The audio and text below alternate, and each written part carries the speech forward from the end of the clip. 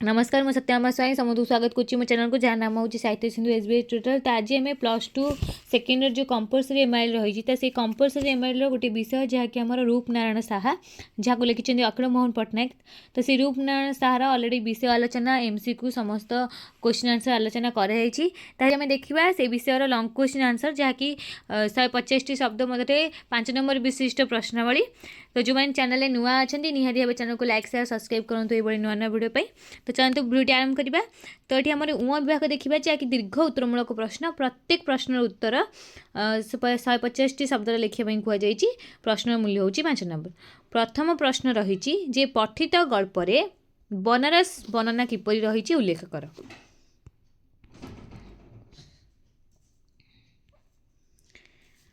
तो बनारस संपर्क में कौन कहुई पचर आमर जो रूपनारायण साहा रही अखिल मोहन पट्टनायक से बनारस किभली भाव से वर्णना करमको पचर।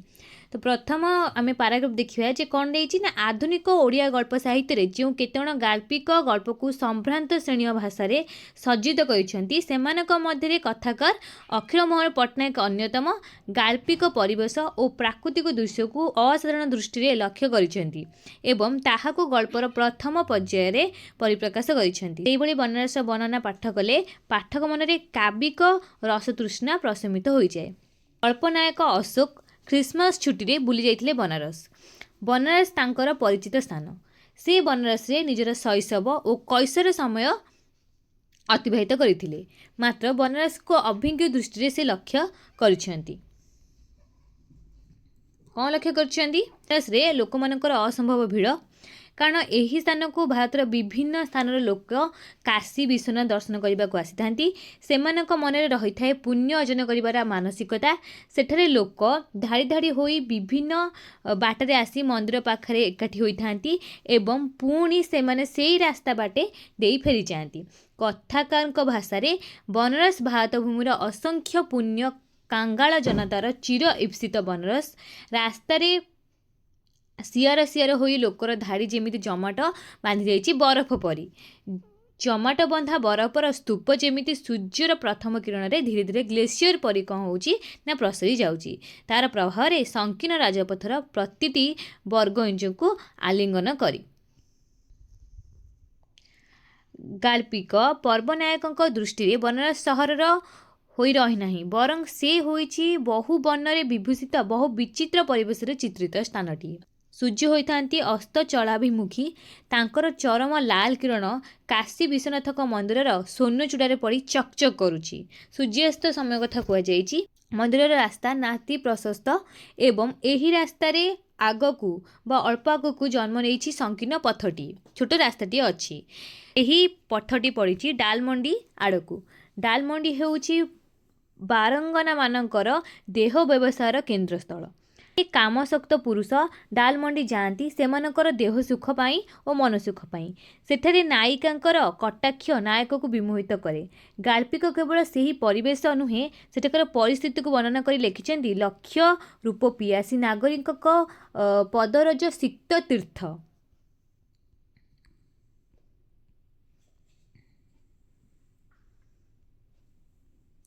डालमंडी नायिकर आखिर वर्षारे सेठी संध्या त्रस्ता मदन अर्चनारे कोलाहल रात्रि निर्वासिता किंतु सेठी भी संध्या आसे आतुरा नायिकर निमंत्रण भीरु आखिर इंगित रात्रि आसे रति क्लांतिक कामुकी नारीर स्वेदसिक्त आखिर पतारे पतारे जहाक कि गाल्पिक मध्य हतश्री सभ्यतार डस्टबिन भाव तुलना करिसेंती।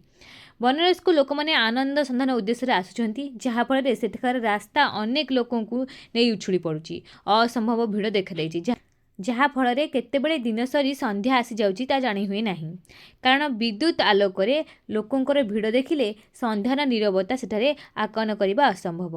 वास्तव में कथाकार बनारस जो भली वर्णना करिसेंती ताहा अत्यंत मनोज्ञ होइछि। 2 नंबर कौन देइछि ना 2 नंबर देइछि कथाकार वर्णना चातुरी। कथाकार वर्णना चातुरी किपरि संध्या और रात्रिकालीन गंगा दृश्य को चित्रायित करिछि दर्शाओ। तो गंगा नदी संपर्क में पचर केमिति जे प्रकृति गंगा नदीर प्रकृति की वर्णना कराई दर्शाई कहुई। सारस्वत साधक दृष्टि असाधारण साधारण दर्शक जहाँ देखी देखिपारे नहीं किंबा ସେହି दृश्य तांको मनरे सेमिति किछि गभीर प्रतिक्रिया सृष्टि करि पारे नाही। ସେହି दृश्यକୁ जणे सारस्वत साधक नियार विचारधारारे खोजी बसे। समस्त दृष्टिकोण समान न थाए एठारे कुहा जायछि। जणे साधारण लोक जो भली प्राकृतिक दृश्यକୁ गोटे दृश्यକୁ देखि थाए, जणे सारस्वत साधक, जणे कवि, जणे गाल्पिक, जणे कथाकार सेही दृश्यକୁ कोन अन्य एक दृष्टिकोणरे देखि थांती, ताहाटी कुहा जायछि। छुट्टी रे गल्पनायक अशोक जाइछन्ति तांकर बहु परिचित और तांको पाई बहु पुराणा सहर कौन बनारस को कौनसी एक लाइट पोस्ट को आउजी से अन्य मनस्क भाव में देखिछन्ति बनारस को गंगा नदी रो विचित्र दृश्य को। कौ दृश्य? ସେହି ଦୃଶ୍ୟକୁ ଅତ୍ୟନ୍ତ ମନୋଜ୍ଞ ଭାବରେ ସେ ପରିପ୍ରକାଶ କରିଛନ୍ତି। ରୂପନାରାୟଣ ସାହା ଗଳ୍ପରେ କଥାକାର ଅଖିଳ ମୋହନ ପଟ୍ଟନାୟକ ଗଳ୍ପର ପ୍ରଥମ ପର୍ଯ୍ୟାୟରେ ସେହି ଦୃଶ୍ୟକୁ ବର୍ଣ୍ଣନା କରି ଗଳ୍ପଟିକୁ ସୁଖପାଠ୍ୟ କରାଇଛନ୍ତି ଏବଂ ପାଠକ ମନରେ ଏକ ଅପୂର୍ବ ଦୃଶ୍ୟକୁ ଅବତରଣ କରାଇଛନ୍ତି। ଗଙ୍ଗାର ଅପରୂପ ଦୃଶ୍ୟ ଗାଳ୍ପିକକୁ ବିମୋହିତ କରିଛି। ଅସ୍ତଗାମୀ ସୂର୍ଯ୍ୟକିରଣ ଗଙ୍ଗା ନଦୀର ବକ୍ଷରେ ପଡ଼ି ସତେ ଯେପରି ସୁନାର କିରଣ ଝଲମଲ ହେବା ପରି ମନ ହୋଇଛି। ଗଙ୍ଗାର ଗହମ ରଙ୍ଗର ପାଣି ଲାଲେ ଲାଲ ହୋଇଯାଇଛି। ତାହାକୁ ଦେଖି କଥାକାର ମହାଭାରତର ଏକ ପ୍ରସଙ୍ଗ ଯେପରି ଚିତ୍ରକଳ୍ପ ଭାବରେ ଗ୍ରହଣ କଲା ଭଳି ମନେ ହୋଇଛି। ଏଇଟା ଆମର ଇମ୍ପୋର୍ଟାଣ୍ଟ ପରୀକ୍ଷାରେ ପଡ଼ିଯାଏ। କ'ଣ ସେ ମହାଭାରତର ପ୍ରସଙ୍ଗଟି ଆଲୋଚନା କରାଯାଇଥିଲା? ଦ୍ରୌପଦୀଙ୍କର ଯେଉଁ ବେଣୀ ବନ୍ଧନ ପ୍ରସଙ୍ଗ ଲେଖିଛନ୍ତି। କ'ଣ ଲେଖିଛନ୍ତି? ଆଜି କ'ଣ ମୁକ୍ତକେଶୀ ଦ୍ରୌପଦୀର ବେଣୀ ବନ୍ଧନ? ବେଣୀ ବନ୍ଧନର ଲଗ୍ନ ଏଇ ଅତିକ୍ରମ କରିଗଲା, ଅର୍ଥାତ୍ ସୂର୍ଯ୍ୟ କ୍ରମଶଃ ଅସ୍ତ ହୋଇଗଲେ ଏବଂ ସନ୍ଧ୍ୟାର ପ୍ରାକ୍ ପର୍ଯ୍ୟାୟ ଆରମ୍ଭ ହେଲା।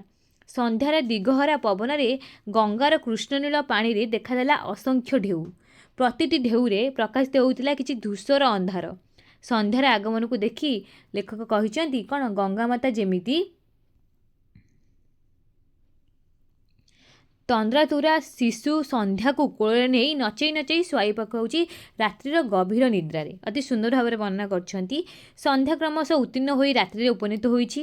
କୂଳରେ ଦେଖାଯାଇଛି ବିଦ୍ୟୁତ୍ ଆଲୋକ। ବିଦ୍ୟୁତ୍ ଆଲୋକର ପ୍ରତିବିମ୍ବରେ ପ୍ରତିବିମ୍ବିତ ହୋଇଛନ୍ତି ଗଙ୍ଗାନଦୀର ଜଳ। ସତେ ଯେପରି ସେହି ଦୃଶ୍ୟ ଦେଖିଲେ ଜଣାଯାଉଛି କେଶରୀ ମଧ୍ୟମା ଗଙ୍ଗାର କଟି ଆବୃତ କରିଛି ସ୍ୱର୍ଣ୍ଣ ମେଖଳା ବା ସୁବର୍ଣ୍ଣ ମେଖଳା। ଆଉ ଗଙ୍ଗାର ଦେହେ ଦେହେ ଗଭୀର ନୀଳନଗର ବୁଟିଦାର ବନରାଶି ଶାଢ଼ୀ। ଛାତ୍ରଛାତ୍ରୀ ରୂପେଲି ଜରିର ତାରା ଫୁଟିଛି। କଥାକାର ଗଙ୍ଗାର ସନ୍ଧ୍ୟା ଓ ରାତ୍ରିକାଳୀନ ଦୃଶ୍ୟର ବର୍ଣ୍ଣନା ଦେଇ ଗଳ୍ପଟିକୁ ଅଧିକ ମନୋଜ୍ଞ କରିପାରିଛନ୍ତି। ଏଇ ଥିଲା ଆମ ଗଙ୍ଗା ନଦୀର ସନ୍ଧ୍ୟା ଓ ରାତ୍ରିକାଳୀନ ଦୃଶ୍ୟର ବର୍ଣ୍ଣନା।